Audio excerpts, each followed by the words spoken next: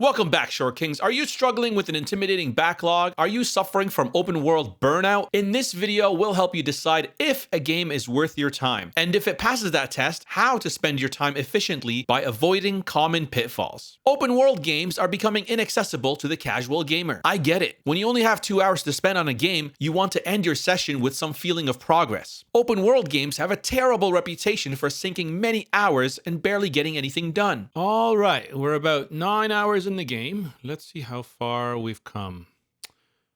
5%? We're only at 5%.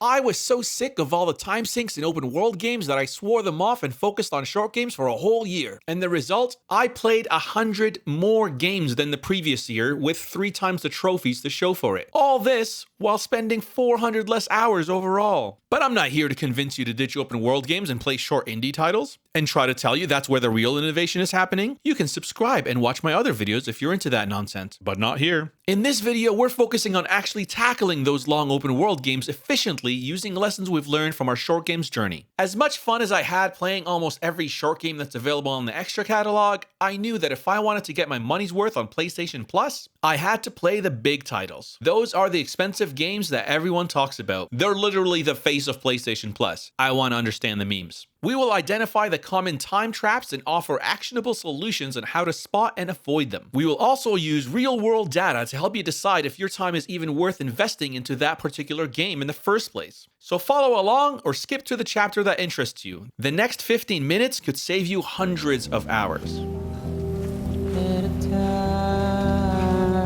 Time versus money.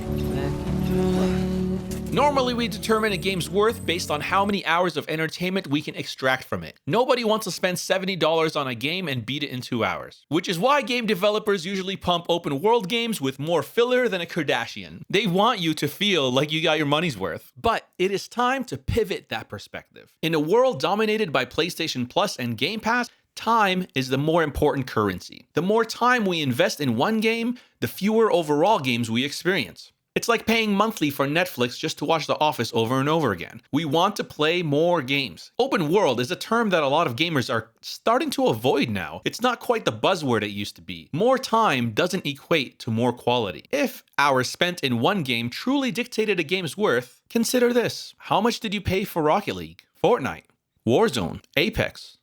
That's right, they're all free, but they're some of the biggest time sinks we have. So let's get started and navigate this shift in thinking together. Joseph C. Now I want you to step forward and keep your hands where I can see them. How to determine if a game is worth beating. The important thing to consider is whether a game is even worth your investment in the first place, time-wise. Is it worth playing, worth beating, or worth being a completionist? Well, it's hard to tell because you haven't tried it yet, right? All we know are online reviews and recommendations. Since IGN and the big boys give every COD a perfect 10, it's hard to know who to trust. When in doubt, always trust the players. And I don't mean the user reviews either. There are 2 ways to find out whether other players are beating the game, giving up, or completing it. One you could do on your own console, and the other one you have to go online. First, let's start with howlongtobeat.com, my favorite website over the past few years. Not only will it tell you how long the game's main story will take, but also side stories and completionist routes. The times it gives are an average, so you can get an idea of how long a rushed versus a leisure run can take. These can vary drastically, sometimes 100 extra hours to achieve the exact same thing, which is why I'm making this video. I don't want you to fall into that trap. Those 100 hours could have been several other games. If website research sounds like too much work, here's what I personally do on the fly, if I want to decide whether I should play it casually or try to complete it. Check out the trophies and achievements. Avoid the spoiler ones, obviously. See if there's anything that seems grindy or even worse, needs online. If it does, just play the main campaign and get out of there. But is the campaign even good? Well, since we're here in the trophies, check out the percentages. If only 20% beat the first chapter, then that should be a sign that this game is not as great as you think. This is what I like to do. I go in the trophies and I try to find out how many people actually beat this game. My go-to method is selecting the game and then sort by rarity. I go all the way down and I see what trophies over 50% of players have achieved. The less trophies that are in here, the less good the game is. I try this out with different games. Scroll all the way to the bottom again, and you can see some games have a lot more trophies that 50% of players have completed. This is a really good sign. You can also use the same thinking to see similar stats on how long to beat. Remember it told us the times of casual versus rushed runs? Well, it also gives us a breakdown of how many people decided to 100% this game. This is a really good indicator if the game is truly worth it or not, whether you should explore every nook and cranny or just stick to the main mission. You can tell if the game is worth completing or not by how high the 100% value is. If more people are 100%ing this game, then this open world is worth getting lost in. So now that we have a rough estimate on how long of a time commitment it will be, we need to start overriding that part of the brain that likes to check off notifications and complete checklists. Hurts.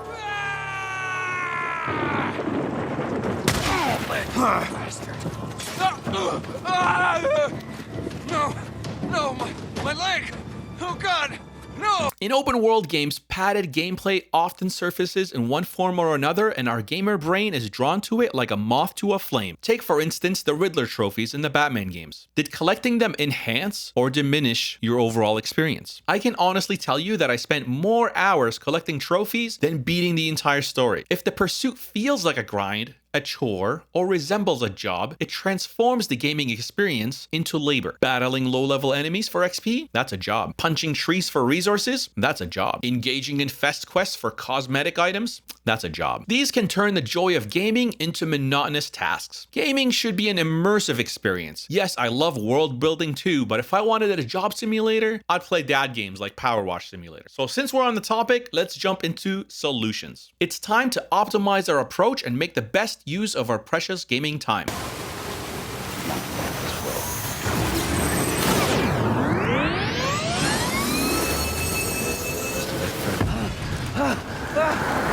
Open world games are open, and that could be a good or bad thing. Good, it makes you feel free and that your choice matters. Bad, there's a lot of nothing in the open. It's just a wasteland of blank space before something interesting happens. I had a friend that beat all of Skyrim on foot. He didn't even know there was a fast travel option in the game until much, much later. These exist for a reason. The amount of time you'll save using fast travel will shave dozens of hours off your 100-hour games, especially with the PS5 where loading times are next to nothing. In previous generations, sometimes it was faster to walk there than wait for the loading screen, but in modern game, it's almost instantaneous. If fast travel is not available, do the next best thing. Get a car, plane, horse, buggy, anything but your own two legs. Especially if there's a stamina meter. Walking in games is like 80% of most games, so if you minimize the traversal, you're off to a great start. Unless you're Spider-Man, of course. The ironic thing about Spider-Man is it has one of the best fast travel features. It's almost instantaneous, yet no one wants to use it because the traversal is so fun and stylish. And you get to explore New York City, a real place. If you've ever been there in real life, you'll get so distracted visiting the places you're familiar with and trying to see if it's accurate. It's almost a NYC tourist simulator. Exploring real-world places, that gets a pass, because that knowledge is worth storing. But remembering a virtual space you'll never see again? Not worth it. You could get it for me, couldn't you? I can give you a reward. You'll have to find someone else. Well, I'm sure Kefalus will send a champion if it's meant to be. Open world games have this problem with pacing because they have this very important main mission that needs to get done urgently. It's done, sir. But it wouldn't feel open if we didn't include a lot of fun side missions. This can make the main mission feel less urgent and less important. Sometimes the immersion is important. If the world is at stake, everyone you meet and connect with will be affected by the big world-ending doom the main mission is trying to prevent. So this makes the main mission carry more weight. Side missions actually enhance it. Some games will even reward your side quest accomplishments, and there might be an end battle where they come in to join the fight. This makes it feel worth it. It's nice to see old faces and feel supported, but not every game is like this. Sometimes it's just filler to keep you busy and pad them hours. The mindless task has nothing to do with the main story, and it's a grind for no reason. Worse, the tone could be completely different, and side mission NPCs will ignore your main mission conquests, and vice versa. Saying yes to every NPC is tempting, but your quest log can become overwhelming with fetch quests and mundane tasks, aka chores. Imagine if there was a movie about this game. Would the hero be collecting or running errands for randoms? No! Be selective in your choices. You can hear what they have to say, and if it sounds fun, go for it. But if they ask you to go gather 8 runaway chickens or pick 10 flowers or dumb stuff like that, just leave them unread. Your character would not be doing it in a movie, and neither should you. Now, some games are nice enough to categorize quests under different menus, offering transparency about if they're necessary or a time waster. Use this information. By picking your battles wisely, you can maintain focus on the essential aspects of the game that bring you joy and avoid unnecessary time sinks that just waste your time. You talked about using ancient relics for... So you want your... You said you wanted ancient machine? I'll, read up on it.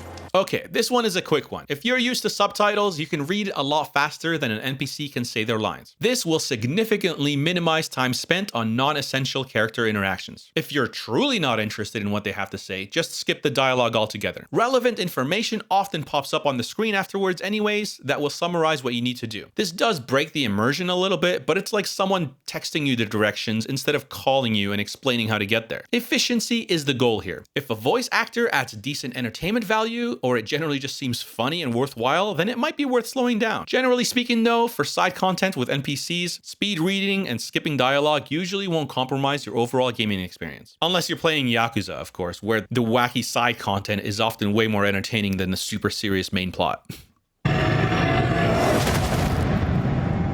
If you die lots, move on. Constantly dying in a game can be frustrating and counterproductive. In the 90s, home gaming was emulating that arcade experience. The arcade experience was all about pumping in quarters. So the name of the game was Die Lots and Try Lots. That's why we only had 3 lives and had to press start to continue. Modern games don't expect you to die as much, unless it's a Souls-like or difficult on purpose. You don't need to keep repeating the same mistakes. The majority of games nowadays will autosave quite frequently. Some are even nice enough to let you do a quick save before you do that thing that will probably get you killed. If a section is too challenging, abandon it for now. Games are meant to be enjoyable, not stress-inducing. Well, again, some games, that's the whole point. In open world games, chances are you're too low of a level, so skip it for now and come back later when you're stronger. This is especially true for those that wander and explore, who will run into enemies that you're not supposed to encounter yet. It'll be a lot easier when you've upgraded your character. If a part is mandatory and you still find it hard, turn down the difficulty. There's no shame, no one will know. Is your time more important or your fake virtual pride that only you know about? You don't have to prove anything to anyone. It's a single player game. Your time is limited, so prioritize having fun and enjoying the story over conquering every challenge immediately. If it's too easy, ramp up the difficulty if you're bored. Your time is precious and the setting menus exist for a reason.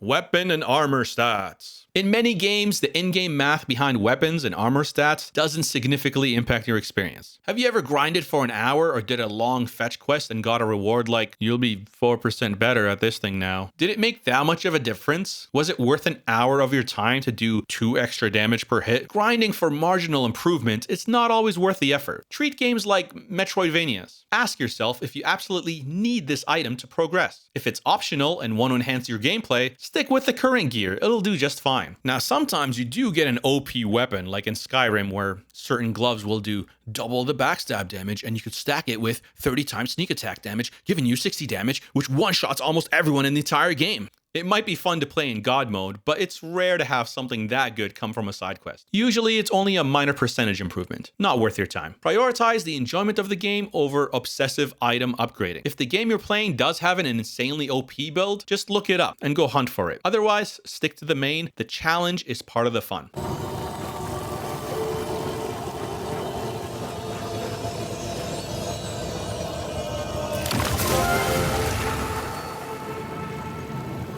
Completionist. Will I get a trophy? Is what I'm doing going to get me a trophy? Like mentioned before, check trophies early on, especially if you're going to be a completionist. See if there are any trophies that require online or trophies that are based on pure numbers, like get 50,000 kills or something ridiculous like that. Sometimes when you're playing a game, you get into the habit of collecting or doing a certain activity over and over again. And in the back of your mind, you think, betcha there's a trophy for this. And you wait, and there's nothing. You unjustly wasted hours of your life when you could have just double checked. Again, if you decide decide you're going to be a completionist in this game, check the trophies before you start. The PS5 is pretty good about avoiding spoilers in the trophies. It requires you to hit an extra unhide button to see the potential spoiler. Take advantage of this feature to ensure you're on the right track. Also, since we're talking about completionist here, check to see if there's a chapter select. A lot of games now have it, so if you've missed something 30 hours ago, you can skip right to it and pick that item that you missed. But if the game doesn't have chapter select, oh boy, this trophy is going to be a long grind.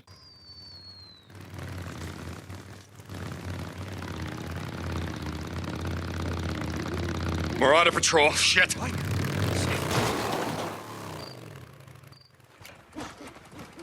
Staying on track. The best and worst part about open world games is the exploration. It's an AI-filled, physics-based sandbox, and the most memorable parts of certain games are unintentional. While the unscripted moments and unique experiences contribute to the game's charm, it's a double-edged sword. The sandbox nature of these games often leads to glitches or unexpected occurrences. Sometimes the magic is in the faults. It's not a bug, it's a feature, which pains me to say that in the context of this video, that's also a time waster. I started to realize how pointless the open part of open world games was when I got really into Death Stranding. No, not because it was boring or delivering was a chore, but Death Stranding has this unique feature that connects your playthrough with other gamers' playthrough. When you put a ladder down, it doesn't only help you, but other players can use it themselves in their own games. You can also see footprints and vehicles of other players. The neat thing about footprints is if you and others kept walking in the same way, a path is eventually created from the heavy foot traffic. And guess what happened? Everyone took the most efficient route, so a lot of paths did happen. We like to think that we carve our own paths in open world games, and the way we explore is unique. But that game alone with its transparent data proved me and others wrong. It doesn't matter if it's open or not. We all eventually end up following the same path. Don't stray from the path, just go where you're supposed to and don't take the scenic route. If a part of the map is important to explore, chances are a side quest will bring you back here. I know it's part of the gamer brain when you reach a fork in the road to always go the opposite way the game wants you. Oftentimes you are rewarded, but not by much. Add these moments up and it's hours and hours of your precious time. Hate to be a party pooper, but there's lots of great scripted content that will make this game enjoyable and memorable. This exploring and jumping across mountains are habits from previous games that we need to start shedding.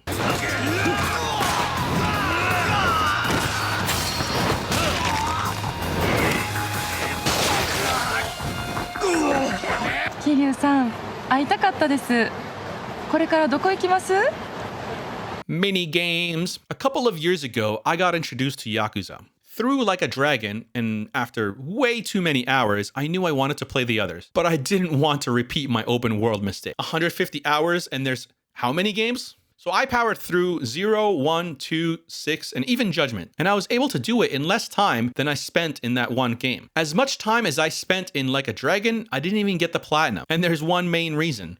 Mahjong. Now, if you haven't played the Yakuza games, they take the opposite approach of GTA. Instead of sprawling open world games where there's nothing to do for miles, Yakuza treats space like Japan treats space. Smaller area, but condensed with things to do. You can go into the restaurant and order food. You can do many things in internet cafes.